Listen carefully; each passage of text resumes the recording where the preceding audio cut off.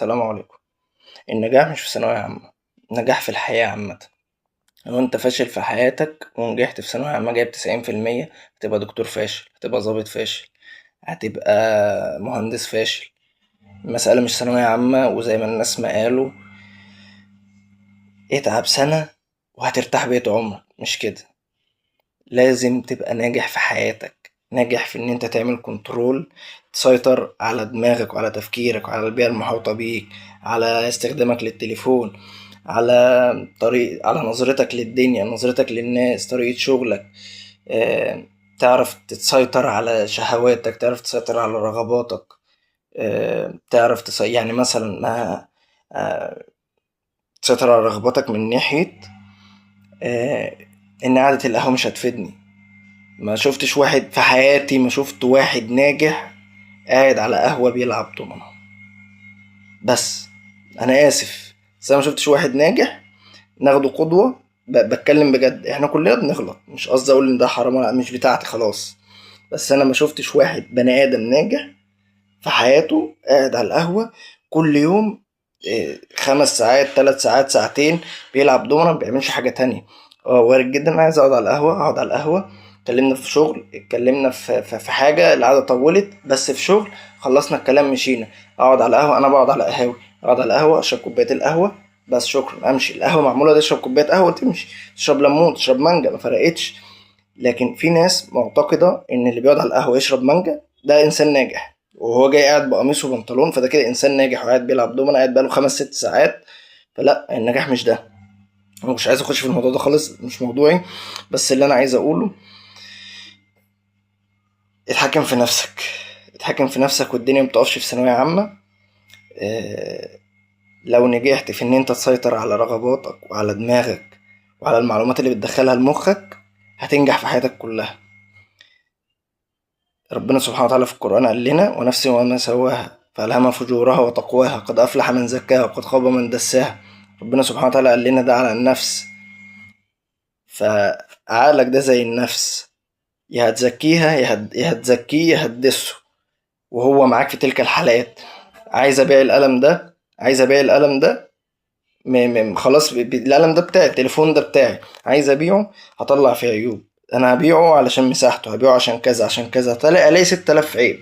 نفس التليفون ونفس كل حاجة، عايز اشتريه، هطلع فيه 6000 مميز. انا هشتريه عشان شكله حلو، هشتريه عشان شاشته حلوة، كاميرته حلوة، وهو التليفون هي امكانياته. طبيعي ده بقى على التليفون، على البشر، على اي حاجة في الدنيا. انا عايز اخلي الدنيا وحشة في عيني، هخليها وحشة، اقول هي وحشة عشان كذا وكذا وكذا وكذا وكذا وكذا. طلع 6000 موضوع، وهعلق 6000 شماعة ليلة. تمام. عايز اخليها حلوة، هقول لا الدنيا حلوة عشان كذا وكذا وكذا وكذا وكذا. ويا عم، دي نعمة من ربنا سبحانه وتعالى. بص الشجر، تأمل في السماء، بص مش عارف ايه، انا اقدر اعمل كذا، هخليها حلوة. فعقل ربنا سبحانه وتعالى رزقهوني نعمة كبيرة جدا، عقل ده، بس على حسب استخدامي، يا هيبقى نعمة يا هيبقى نقمة. وهو في تلك الحالات عقلك معاك.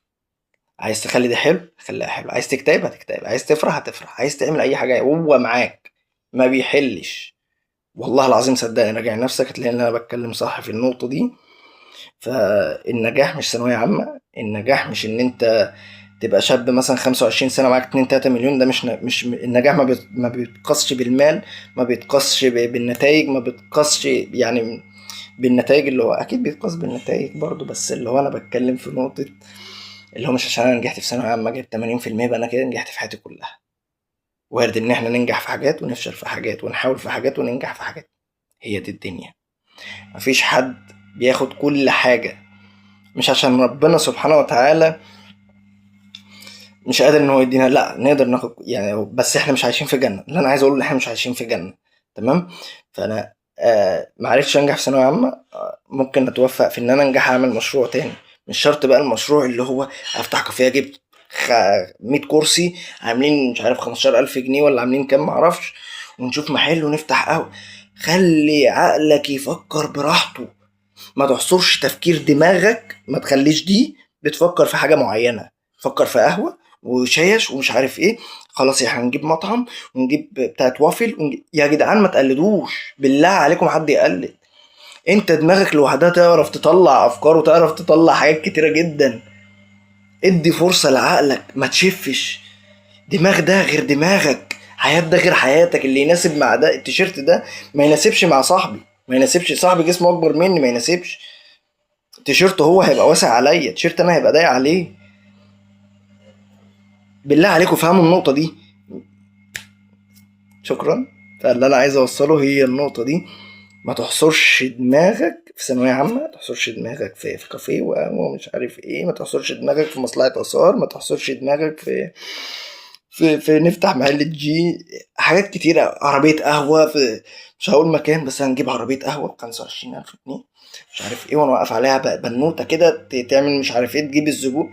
يا عم الحاج، يا عم الحاج، ادي فرصة لدماغك. انا بكلمك معيش جنيه في جيبي، بس ادي فرصة لدماغك، ادي فرصة لدماغك. صدق نفسك شوية، اتعلم. هو مش تتعلم بورقة وقلم، اتعلم تنمي ده. اسمع ناس تتسمع بجد، ما اكيد مش انا يعني، عايز تبقى راجل ناجح ما تسمعنيش انا، بس اسمع ناس تتسمع، اسمع ناس تفيدك. اسمع يعني واحد زي ابراهيم الفقي ما شاء الله عليه، شخص كان كان غسال، بيغسل صحون ومش عارف. شوف ابراهيم الفقي ده بدأها كده. شوف ابراهيم الفقي الله يرحمه بقى ايه. قصص ناس كتيرة، قصص ناس كتيرة. ابراهيم الفقي بيدي كورسات في السيكولوجي وعلم مهم يعني. طور، طور من نفسك، طور من طريقة تفكيرك، اعرف دينك. والله اول حاجة تعرف دينك، اول حاجة تحطها في حياتك ربنا سبحانه وتعالى. ان ربنا لو سبحانه وتعالى لو مش في حياتك، اقسم بالله ما هيبقى فيه توفيق ولا رضا على اي حاجة من دول. لو خدت كنوز الدنيا كلها مش هتبقى شبعان، هتبقى جعان، هتفضل جعان زي ما انت. فربنا رقم واحد، علشان الحاجات التانية يبقى ليها طعم، علشان الجنة هي اللي دايما. دي قاعدين كام يوم وماشيين. انا طولت، شكرا، سلام عليكم.